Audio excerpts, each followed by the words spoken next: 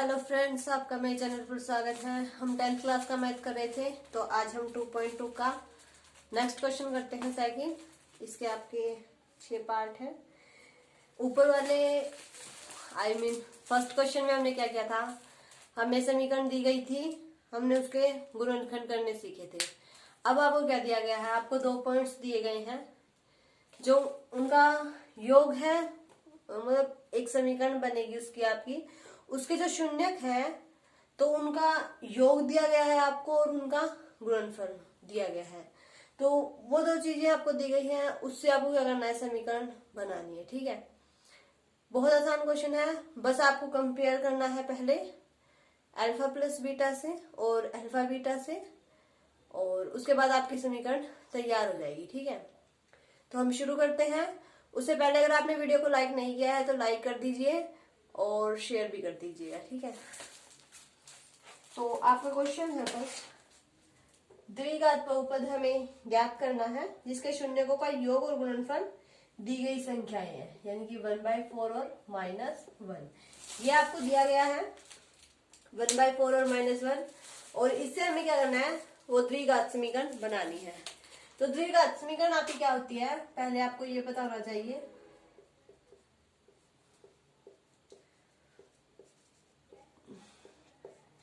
द्विघात समीकरण आपकी ये होती है ax² plus bx plus c equal to 0। मतलब इस तरह की समीकरण आपकी बनेगी। ठीक है, द्विघात यानी कि इसकी 2 घात है हाईएस्ट, तो ये आपकी द्विघात समीकरण कहलाती है। तो इस तरह की समीकरण हमें बनानी है।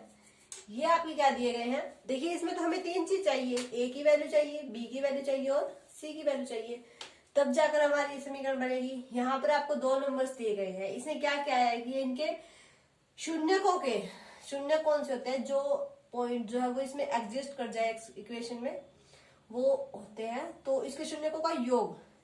तो इसे जो शून्यक माने हैं वो आपके क्या माने हैं, इसने जो शून्यक है वो इसने अल्फा और बीटा माने हैं 2।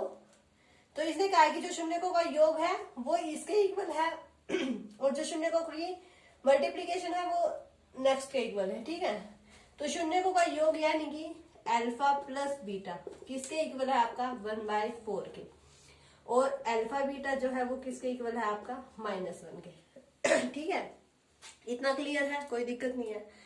अब इसने एक बात और भी बोल दिया कि जो इनका योग होता है ना, शून्यकों का योग होता है अल्फा प्लस बीटा, ये आपका जो है वो इक्वल होता है किसके, -b/a के, और जो ये इनकी मल्टीप्लीकेशन होती है वो इक्वल होती है c/a के। ये भी आपको याद करना पड़ेगा कि जो आपके जो शून्यक हैं दिए गए हैं उनका जो योग होगा वो किसके इक्वल होगा, -b/a के, और जो उनकी मल्टीप्लीकेशन होगी वो किसके इक्वल होगी, c/a के। ठीक है, तो अब यहाँ से हम जो वो एक वैल्यू निकाल लेंगे, बाकी की हमारी वहां से निकल जाएगी। देखिए इन्हें कंपेयर कर दीजिए पहले और इनकी ऐसे मल्टीप्लीकेशन कर लीजिए। a जो इक्वल है किसके, -4b के, और यहाँ से a जो है वो आपका इक्वल आ जाएगा -c के, -a जो है वो इक्वल आएगा c के, फिर ये माइनस आपका उधर चला जाएगा तो a इक्वल आ जाएगा -c के। ठीक है, अब हमें अगर a की वैल्यू मिल जाती है तो हम b और c की निकाल सकते हैं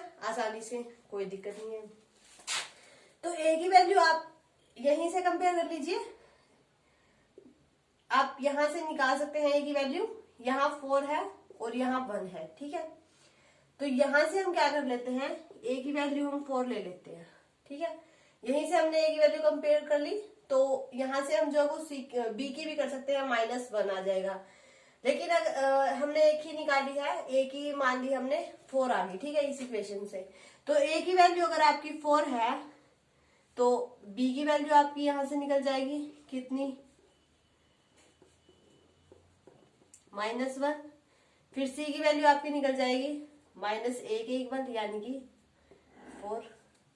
a की तो वैल्यू प्लस का 4 थी, b की वैल्यू -1 निकल गई, c की वैल्यू -4 निकल गई।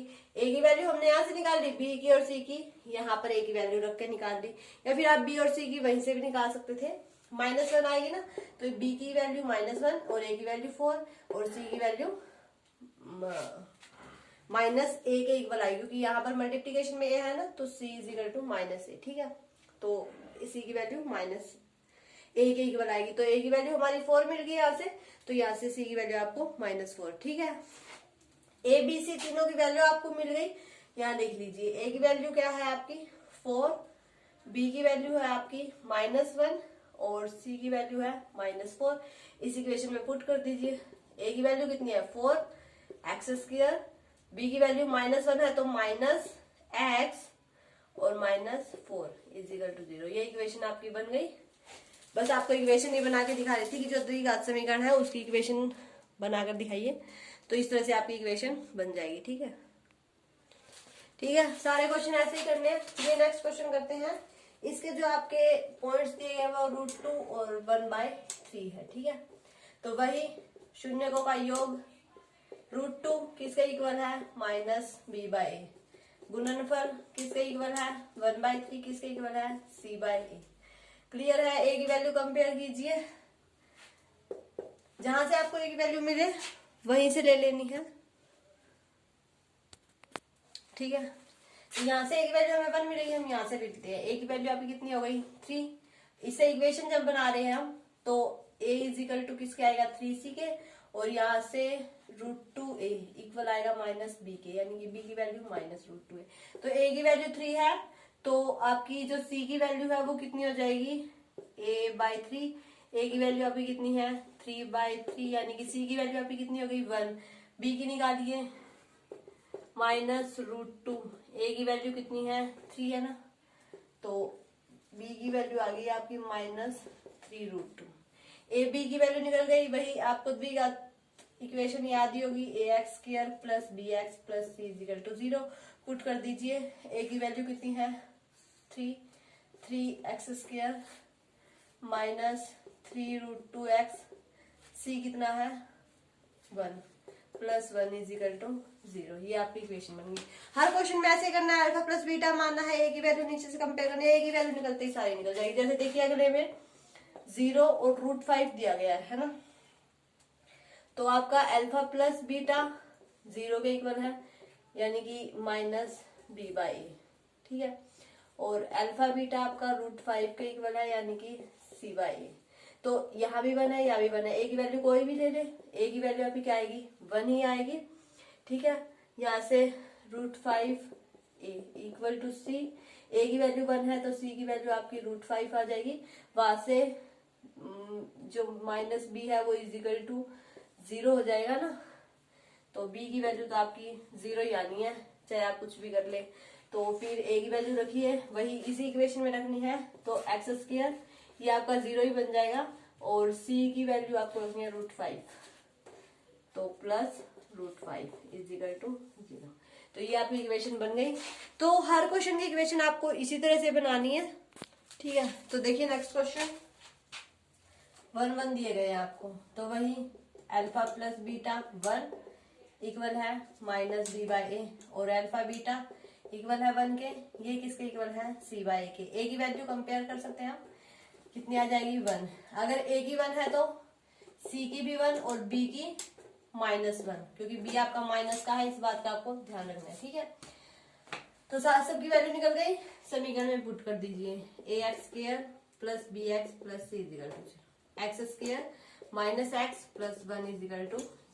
बस आपको समीकरण बनाना है, कुछ भी नहीं करना है, बस जो है वो क्वेश्चन पेपर में आ जाए तो थोड़ा अच्छे से एक्सप्लेन करके लिखना। अभी तो बस आपको समझ आना चाहिए, एक्सप्लेनेशन तो आप कर सकते हैं खुद भी। ठीक है, ये आ गया वही अल्फा प्लस बीटा, शून्यकों का योग आपको याद होना चाहिए क्या होता है। ठीक है, और अल्फा बीटा 1/4 c/a।